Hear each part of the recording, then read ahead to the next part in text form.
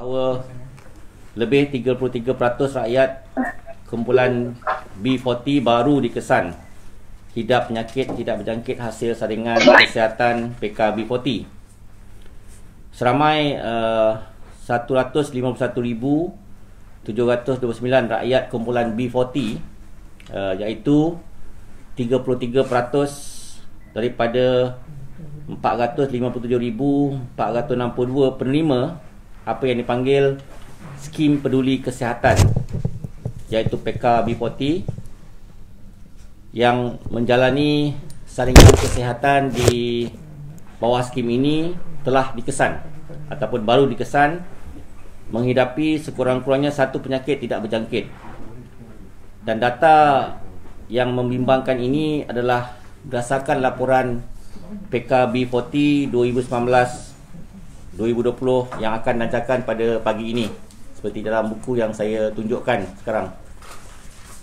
Jumlah ini melibatkan kumpulan B40 yang sebelum ini tidak pernah mengetahui mereka menghidapi penyakit tidak berjangkit, seperti kencing manis, kita dapat kesan 10.4% dikesan, kolesterol tinggi 29.8%, darah tinggi atau hypertension 13.8% dikesan, masalah mental seperti kemurungan 1.6% dan keresahan 1.4%. Kemurungan merujuk sebagai depression dan keresahan merujuk sebagai anxiety. Selain daripada itu, masalah seperti obesity dan sebagainya juga dikesan.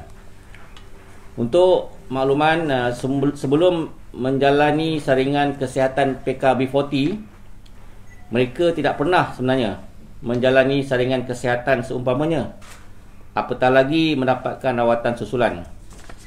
Untuk itu, skim PKB40 yang diuruskan oleh Protect Health Corporation Sdn Bhd, iaitu anak syarikat tidak berasaskan keuntungan milik penuh Kementerian Kesihatan Malaysia, memberikan 4 manfaat. Yang pertama, manfaat pertama, saringan kesihatan sendiri. Kedua, saringan kesihatan. Kedua, bantuan alat perubatan sehinggalah kos menjangkau RM20,000 boleh diberikan. Ketiga, insentif melengkapkan rawatan kanser berjumlah RM1,000 dan insentif tambang pengangkutan sehingga RM1,000. Skim ini memberi fokus kepada penyakit tidak berjangkit dan ia percuma kepada semua penerima yang terlibat dalam bantuan sara hidup ataupun bantuan prihatin rakyat BSH dan BPR, serta pasangan mereka yang berumur 40 tahun ke atas. Maknanya bukan mereka saja terima, pasangan juga menerima. Sebanyak kos 62.5 juta telah dibelanjakan bagi tempoh 15 April tahun 2019 sehinggalah 31 Disember tahun 2020 untuk membiayai skim ini, bertujuan untuk membuat pengesanan awal terhadap penyakit tidak berjangkit ataupun NCD lah rakyat kumpulan B40. Daripada jumlah tersebut, saya ingin pecahkan daripada 62.5 juta itu, 38.5 juta dibelanjakan untuk manfaat saringan kesihatan yang meliputi pengambilan sejarah ataupun history taking on health, pemeriksaan physical examination, saringan kesihatan mental, pemeriksaan kanser payudara dan prostat, serta ujian air kencing dan juga darah. Saringan kesihatan PKB40 dilakukan di klinik swasta yang telah pun mendaftar dan juga klinik kesihatan KKM seluruh negara.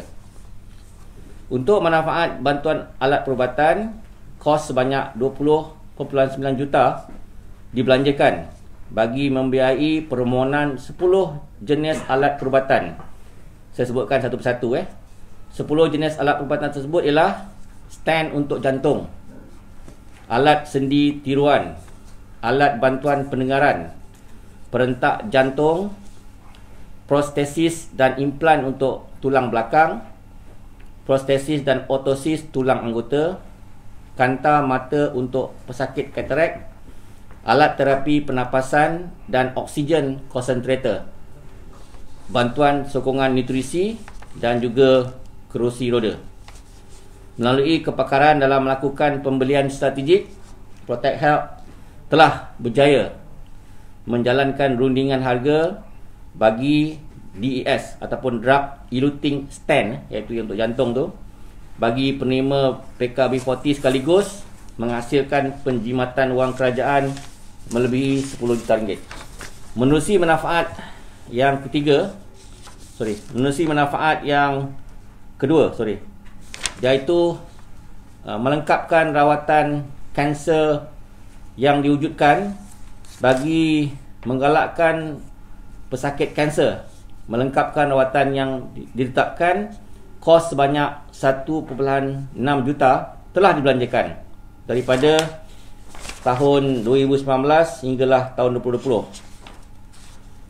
Manakala manfaat yang terakhir iaitu insentif tambang pengangkutan, untuk meringankan beban perbelanjaan kos perjalanan bagi mendapatkan rawatan juga kita beri, dan melibatkan bantuan sebanyak 1.5 juta dibelanjakan, iaitu manfaat bantuan alat perubatan dan insentif melengkapkan rawatan kanser.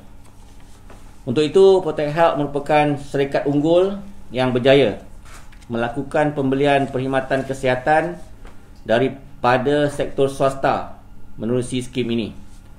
Dan terkini penglibatan pengamal perubatan swasta dalam program imunisasi COVID-19 kebangsaan PIK, yang mana saya akan umumkan nanti berapa jumlahnya.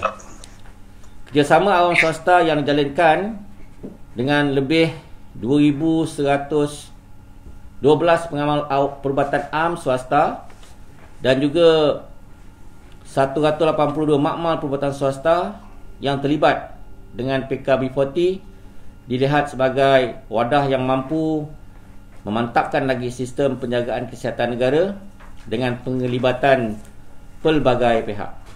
KKM dan Protect Health amat berharap agar lebih ramai rakyat kumpulan B40 akan mendapat manfaat daripada skim ini demi memastikan pengesanan awal penyakit tidak berjangkit dapat dilakukan, seterusnya mengelakkan komplikasi rawatan di masa hadapan.